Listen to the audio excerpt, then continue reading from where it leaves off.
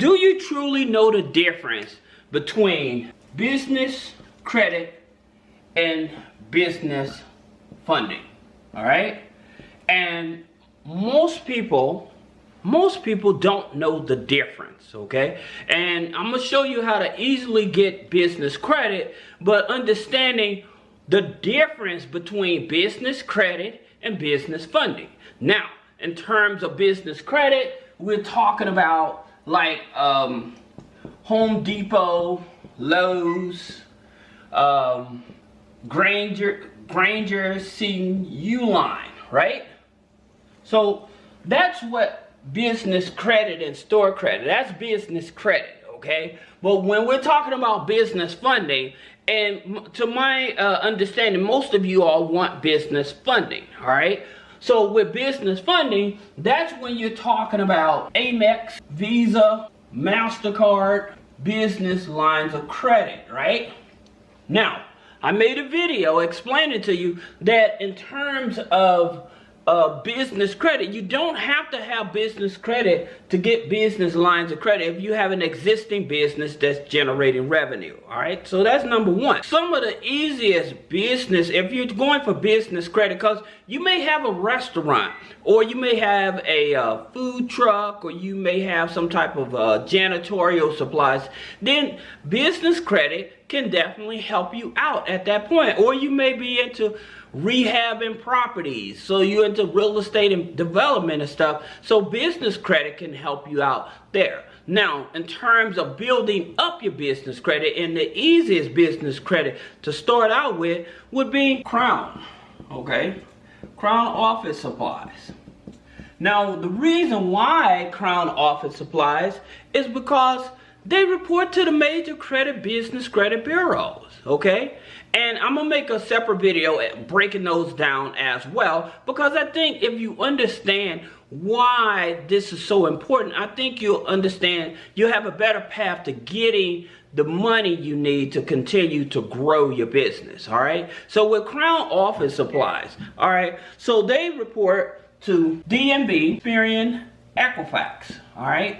Now, here's the thing about it with Crown Office Supply, they may charge you an annual fee, okay?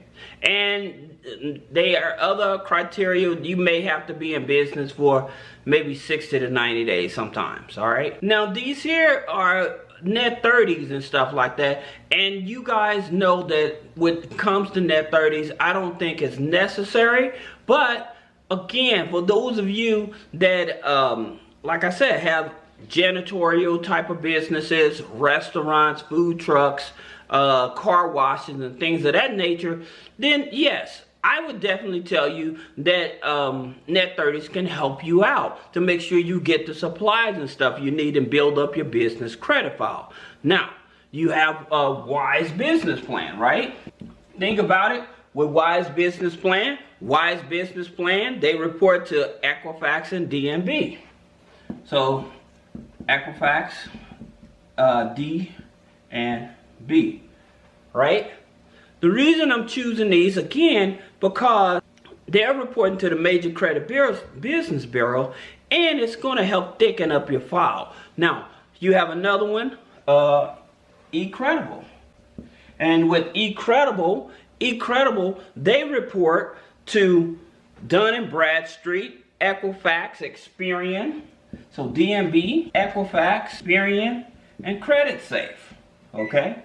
Here's another thing. You don't need a whole lot of net 30s. It's not necessary. So you don't have to go overboard, because I hear people talking about, well, I got 20 net 30s and I still wasn't able to get an unsecured credit card. And I'll tell you why most people don't get those unsecured credit cards, even though they have a lot of net 30s. So give me one moment. Let's get through these here net 30s first. Then you have Quill. Now, understanding that Quill only reports to DNB, but if you're bootstrapping your business and stuff like that, Quill is definitely one of those ones you want to have, because they have a component in it to help you get more funding. So with Quill, they want you to spend at least $100 up front, and then the following month they want you to spend $50 in order for them to report, okay? Where it used to be one and done, and that's not the case anymore, okay? So another one you have is NAV, all right? So with NAV, you have Equifax, Experian, okay? DNB, Equifax, and Experian that they report to, okay? And NAV gives you access to your business credit report, so that way you can see what your DUNS score is, what your Experian score is, what your Equifax score is, and they actually give you a Vantage score on the personal credit side, so you can see what your personal credit score. We're just these 5, but I want you all to understand in reference to net 30s. The reason I tell you you don't need a lot of net 30s is because once they start reporting stuff like that, that's going to help you build up your business credit file, all right? Some of these here net 30s, they may take up to 45 to 60 days to report. So that may be something that may not be in your interest, okay? So that's the reason that I'm putting this up here. Now, here's another reason people end up not getting unsecured business credit cards. Check this out. One, corporate email. Your corporate email is more important than a DUNS number. That's right. Your corporate email is more important than a DUNS number. And so because people they may be starting a business as a DBA or something like that, then they never set up their website. They never got a professional email and stuff like that. So companies don't take them as serious, okay? Now here's another thing that may shock you as well. So then you have the corporate email. You're a business and don't have a website? Doesn't make any sense. Why don't you have a website if you're saying that I'm operating a business? That when you are approaching financial institutions, they see that they're going to ask you, do you have a website? Because they want to look and make sure that you're not looking like a scammer. Okay? So that's the reason that they ask. Another thing is the place where you bank. That's right. Most people, they may start out with a community bank. They may start out with a credit union, like Navy Federal or something like that, right? Because they have business bank accounts. But the problem is with most credit unions and community banks, they don't report to the business credit bureaus.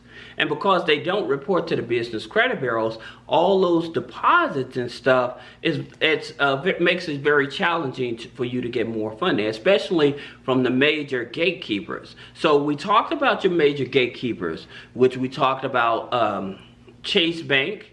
Then we said American Express.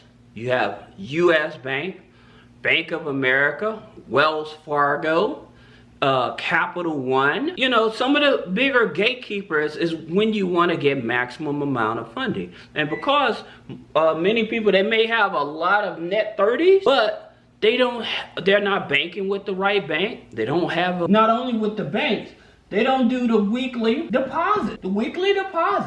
They'll open up a bank account and they don't do nothing with it. They'll just open up a business bank account. No deposits, is nothing. And so because you don't do that, that doesn't help your business bank rating, all right? And so this is where a lot of people end up getting caught up, because if you don't have a business bank rating, you don't have no deposits, how are we to know that you are a legitimate business, okay?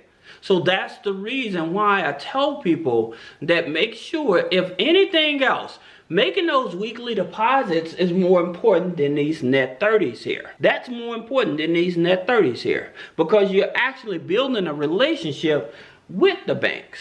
So the banks see that you actually operate. But again, choosing the right financial institution that's going to actually report that information anyway. Now, if you have any other questions about business credit funding, personal credit funding, or how to remove negative things off of your personal credit, click the link in the description. Schedule a one-on-one consultation. Thank you.